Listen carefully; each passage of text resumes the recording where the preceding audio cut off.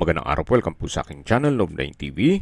Patalasasan po, meron po ba kayong mga properties na napapabayaan or non-performing assets? Plan nyo ibenta, pero wala kayong oras sa pagbenta nito. Kung ito'y pagkakatiwala nyo po sa amin, tawag lang po kayo sa aking numero, usap po tayo, gawin ko po ng video for free.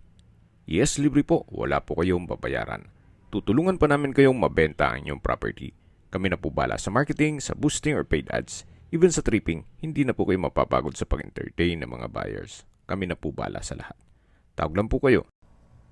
Sa mga naghahanap po ng isang industrial property na malaki ang sukat ng lupa, well, ito na po yung hinahanap nyo. Nandito po tayo ngayon sa Valenzuela City kung saan meron po tayong bagong video presentation. Isang 7,230 square meters na tituladong lupa na meron na rin pong mga warehouse, pero yan po'y for free na. Bali po, ang covered ng warehouse, ang estimated floor area ay 2,500 square meters, more or less. So, hindi na po sinama ni owner yung mga pagpresyo sa structure. Although, usable naman po siya. Gawa ng meron po silang existing business. Or isa po ito sa manufacturing area nila. So, lahat pong nakikita nyo ng mga traktora at fabricated machines, hindi po kasama yan. Binebenta po ito ni owner as lot only. Ganun pa man, iikot ko po kayo para may ID na kayo kung anong meron dito sa warehouse nila. O hanggang dun po yan sa dulo. Then, concrete flooring na po at buong property ay fully fenced. Habang naglilibot po tayo, pag-usapan natin ang distance, location at travel time. Mula po sa PNR Valenzuela Station, para may basihan lang po kayo kung saan banda itong property, ang distance is 2.2 kilometers at ang travel time is 7 minutes. Then mula naman po sa SM City Valenzuela, ang distance is 3.1 kilometers at ang travel time is 12 minutes. Mula naman po sa North Luzon Expressway, Paso de Blas, Toll Plaza, ang distance is 3.1 kilometers at ang travel time is 11 minutes. Napakalapit lang po dito sa NLEX o North Luzon Expressway. At mula naman po sa Binondo, ang distance is 16.2 kilometers at ang travel time is 34 minutes.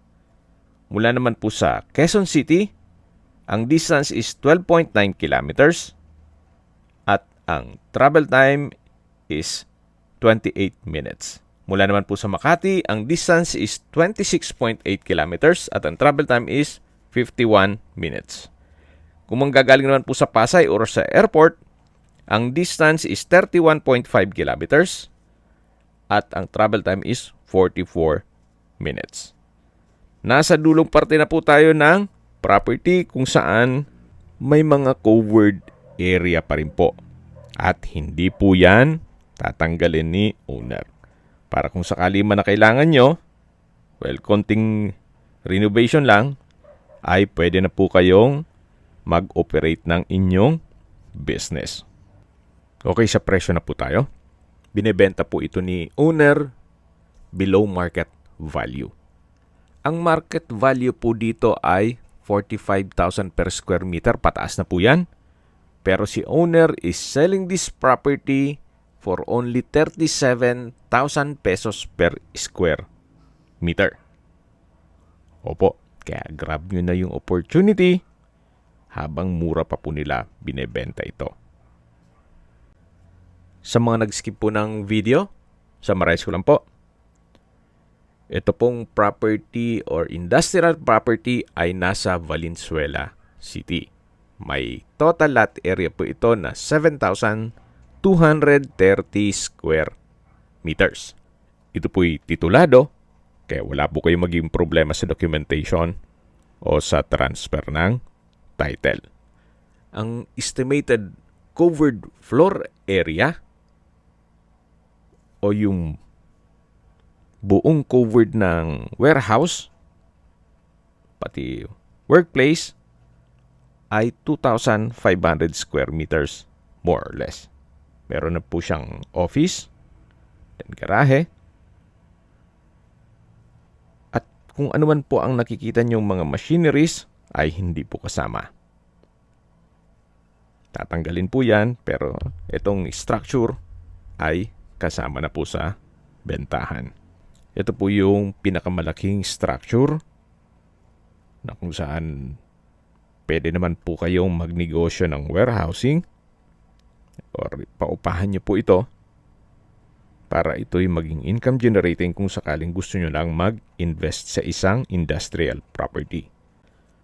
Ito naman po yung magbilang lang kayo ng mga 5 to 10 years. Medyo may lasa na po ang presyo nito. Yan man po kung meron kayong enough funds para sa ganitong kalaking property at natutulog lang ang pera nyo sa bangko. Yan man po'y opinion ko lang naman. Depende pa rin yan sa inyong assessment dito sa property kung anong project or pwede nyong gawin once na ma-acquire nyo ito, gawa ng binebenta po ito below market value. Kumbaga, grab the opportunity na kung kaya lang naman. So, nakita nyo na yung dulo nitong warehouse at maisingit ko lang po, ayaw pong makipag-negotiate ni owner sa trustee, sa broker, or sa agent. Yun po ang instruction niya. Kung meron man pong interesado dito, ang gusto niyang makausap ay si mismong buyer. Yun po ang instruction ni owner. Kaya kung may mga katanungan po kayo, tawag lang po kayo sa aking numero. Sa mga kababayan naman natin na sa ibang bansa, meron po akong WhatsApp, Viber, at Telegram.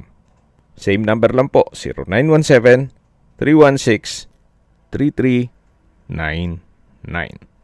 Sa mga nagtatanong naman po ng aming Facebook, meron po aming Facebook page na Nov9TV at Facebook Real Video. Meron din pong TikTok at Instagram. May ibang YouTube channel po kami, the Nov9TV channel, Nov9TV Listings, Nov9TV On The Spot, Nov9TV Updates, at Nov9TV House Rental. Sana po naibigyan nyo ang video presentation. Paki-like and subscribe na lang po sa aking channel para ma-update din po kayo sa aking future listings. Kung sakali po hanap nyo yung mas malaking sukat ng lupa, meron din po kami ibang listings na pwede nyong pagpilian. Huwag po kayong mag-atubiling tumawag sa amin.